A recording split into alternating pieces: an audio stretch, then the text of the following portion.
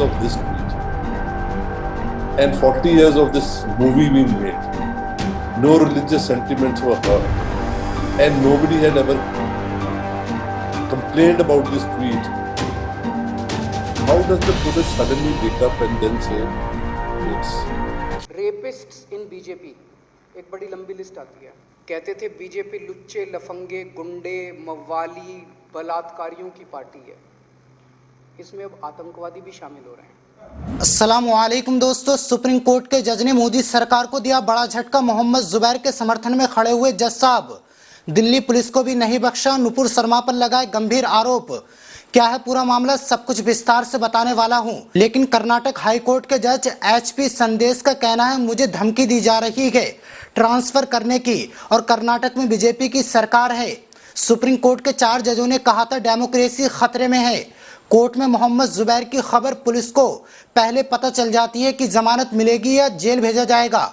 Supreme court के फैसले से पहले क्या चल रहा है हमारे देश में, क्या सारी संस्थाएं हाईजैक हो जाएंगी? इसी बीच मुस्लिम धर्मगुरु चिश्ती जरीफ बाबा की गोली मारकर हत्या कर दी गई।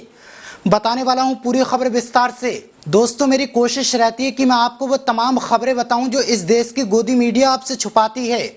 सुप्रीम कोर्ट के पूर्व जज दीपक गुप्ता जो अपने फैसलों से मशहूर हैं, जस्टिस दीपक गुप्ता जी ने एक इंटरव्यू दिया है मोहम्मद जुबैर की गिरफ्तारी को लेकर। उन्होंने कई तरह की इसमें बातें कही हैं जिसकी वजह से दिल्ली पुलिस और मोदी सरकार सवालों के कटघरे में आ गई। लाइव लो ने इस खबर को छापा है और जज साहब का पूरा इंटरव्यू भी लिया है। हेडलाइन आप पढ़ सकते हो, जुबैर मामले में कुछ गलत है। चिंता इस बात की है कि कई जज जमानत देने से भी डरते हैं, ये कहना है जस्टिस दीपक गुप्ता का। आपको एक लाइव लो का ट्वीट बताता हूं जिसमें लिखा I feel something is आमिस in Zubair case. Justice Deepak Gupta 4 years of this movie tweet and 40 years of this movie being made. No religion sentiment were hard and nobody had ever complained. How does the police suddenly wake up? यानी जुबैर के साथ बहुत गलत किया जा रहा है, ये कहना है जस्टिस दीपक गुप्ता का। 4 साल इस ट्वीट को हो गए जिस ट्वीट पर गिरफ्तारी हुई और 40 साल उस मूवी को बने हुए हो गए हैं जिस मूवी का सीन उसमें लिया गया था। कोई भी रिलीजन सेंटिमेंट हर्ट नहीं हुए, कोई भी धार्मिक आस्था को ठेस नहीं पहुंची। 40 साल के अंदर आज तक इसके ऊपर कोई कंप्लेन नहीं हुई, फिर एकदम पुलिस को नींद से क्यों उठना पड़ा, ये बहुत बड़ा सवाल है। मैं आपको सुप्रीम कोर्ट के पूर्व जस्टिस दीपक गुप्ता जी का वीडियो क्लिप दिखाता हूं। I'm not saying, assuming that there is something wrong. It's not something which is a crime. And you see, for something to be a crime, it should have a tendency to hurt religious sentiments. I think the words are stronger. I'm just taking at the least is the tendency to hurt religious sentiments. Now, if in 4 years of this tweet and 40 years of this movie being made, no religious sentiments were hurt and nobody had ever complained about this tweet, how does the police suddenly wake up and then say, yes, we have got a complaint, an anonymous complaint? A much bigger propensity to instigate violence. She is not arrested. The complaint is with the Delhi police, but Zubair is there. Social media पर सबसे ज्यादा एक खबर viral हो रही है कि Karnataka high court के एक जज को बीजेपी की सरकार में धमकाया गया कि आपका ट्रांसफर कर दिया जाएगा क्योंकि एक सरकारी अधिकारी की गिरफ्तारी हुई थी।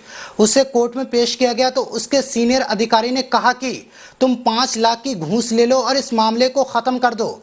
लेकिन कर्नाटक हाई कोर्ट के जज HP संदेश भ्रष्टाचारी अधिकारियों को माफ करना नहीं चाहते थे क्योंकि ऐसे लोगों की वजह से देश तरक्की नहीं कर पा रहा है। जैसे ही जज साहब ने सजा सुनाने की बात कही तो उन्हें धमकी दी गई कि तुम्हें बर्बाद कर दिया जाएगा। आप सोच सकते हो हमारे देश में क्या क्या हो रहा है। आप सोच सकते हो हमारे देश में जब हाई कोर्ट के जज को ट्रांसफर करने की धमकी दी जा रही है। अब ये किसान के बेटे थे और बहुत मेहनत से जज बने हैं। जब जज साहब ने साफ साफ कहा मैं डरने वाला नहीं हूँ, मैं खेती कर लूंगा और अपना पेट पाल लूंगा, लेकिन धमकियों से अपना फैसला नहीं बदलूंगा।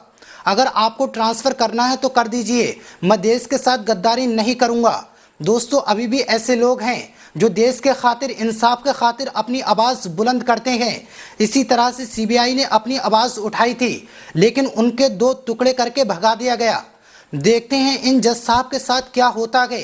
फिलहाल तो इन्होंने सोशल मीडिया पर हंगामा काट दिया है। पूरे देश दुनिया की जनता जज साहब को समर्थन कर रही है। लोग कह रहे हैं जज साहब शाबाश, आपको किसी से घबराने की जरूरत नहीं है।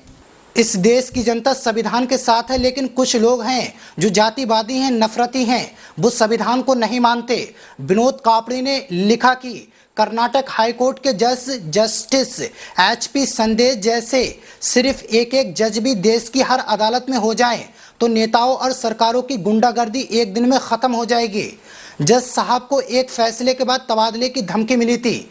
तब जज ने कहा कि वो किसी की धमकी से नहीं डरते, वो एक किसान के बेटे हैं, खेती करके अपना पालन पोषण कर सकते हैं। एक खबर और वायरल हो रही है कि उदयपुर की घटना को लेकर कांग्रेस युवा नेता श्रीनिवास ने पूरी दिल्ली को पोस्टर से पाट दिया। लेकिन अब तो विधानसभा में अरविंद केजरीवाल ने कह दिया, चाहे उदयपुर हो या जम्मू कश्मीर हो, जो दोनों बीजेपी कनेक्शन वाले आरोपी पकड़े गए हैं, एक हत्या का आरोपी और एक आतंक का आरोपी, उनका बीजेपी के साथ कनेक्शन है। खुले तौर पर सीएम केजरीवाल ने कहा, अभी उदयपुर में एक बड़ी दर्दनाक घटना घटी। जब पुलिस दोषियों को पकड़ने पहुंची तो पता चला अखबारों और टीवी और सोशल मीडिया के माध्यम से कि उन 2 लोगों जिन्होंने कत्ल किया था इतना दर्दनाक तरीके से, उनमें से एक जो है वो भाजपा का निकला। अभी जम्मू के अंदर 2 दिन पहले एक लश्कर का बहुत बड़ा आतंकवादी पकड़ा गया है। वो लश्कर का कमांडर बताया जा रहा है। वो बताते हैं कि भाजपा का एक वरिष्ठ नेता निकला। आज मैंने यहां आने के पहले, आप लोग भी करना, एक गूगल करना, रेपिस्ट्स इन बीजेपी, एक बड़ी लंबी लिस्ट आती है। बीजेपी के अंदर कौन कौन बलात्कारी हैं, उनकी लंबी लिस्ट आती है। तो मैंने आप लोगों की कईयों की पुलिस वो देखी थी, प्रेस कॉन्फ्रेंस वगैरह। आप लोग कहते थे बीजेपी लुच्चे, लफंगे, गुंडे, मवाली, बलात्कारियों की पार्टी है। इसमें अब आतंकवादी भी शामिल हो रहे हैं। पूरे देश में इन्होंने बड़े बड़े जिला ऑफिस खोले हैं। अब समझ में आया किस लिए खोले हैं। कहीं किसी जिले में कोई अपराध हो जाए, मैं आपको गारंटी दे रहा हूं, सबसे पहले अगर वहां की पुलिस इनके जिला ऑफिस पे रेड मार दे, अपराधी वहीं मिलेगा, वहीं मिलेगा आपको अपराधी। कहीं कोई बलात्कार हो जाए, बीजेपी में मिलेगा। कहीं कोई मर्डर हो जाए, या तो बीजेपी का हो गया, बीजेपी में जाके शामिल हो जाएगा। इससे भी ज्यादा एक और बड़ी खबर वायरल हो रही है कि सच्चे पत्रकार मोहम्मद जुबैर को फंसाने की एक और कोशिश हो रही है। पहले उन्हें दिल्ली पुलिस ने गिरफ्तार किया, फिर उन्हें यूपी पुलिस सीतापुर जेल में ले गई। ऐसा इसलिए किया गया, अगर दिल्ली कोर्ट जुबैर को रिहा कर देता है, और इसकी पूरी संभावना भी है, उससे पहले ही उन्हें यूपी में जेल में शिफ्ट कर दिया गया ताकि यहां से जमानत ना मिले। दोस्तों, बिहार में एक अलग ही खेल चल रहा है। मिथिलांश के जो ब्राह्मण हैं, वो हिंदू जो हैं, वह अलग राज्य की मांग कर रहे हैं। इसी को लेकर लोगों का कहना है, इन्हें अलग देश दे दे सरकार।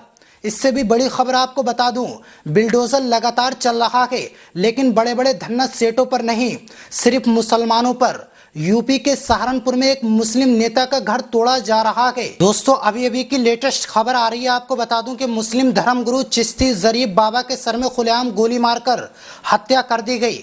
चिश्ती जरीफ बाबा अफगानिस्तान से भारत आए थे। उन्हें लेकर पहले से ही कंट्रोवर्सी होती रहती थी। अधिकतर मुसलमान उन्हें फ्रॉड बाबा बताते थे। पुलिस ने गोली मारने वाले को गिरफ्तार कर लिया और 4 को हिरासत में रखा गया। उनसे पूछताछ जारी है। पुलिस ने कहा कि जरीफ बाबा को एक जमीन के विवाद की वजह से गोली मार दी गई। इसी के साथ अजमेर शरीफ दरगाह से एक और बड़ी खबर सामने निकल कर आ रही है। चिश्ती सलमान को पुलिस ने नशे की हालत में गिरफ्तार किया। चिश्ती सलमान को ख्वाजा गरीब नवाज का खादिम बताया जा रहा है।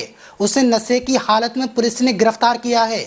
चिश्ती सलमान पर चोरी, डकैती, जमीन हड़पने के तमाम आरोप लगे हुए हैं और वो सच भी साबित हो गए, क्योंकि ख्वाजा गरीब नवाज की दरगाह पर जो मुरीद अपनी दुआ मांगने आते थे, उनको सलमान ने लूटा है।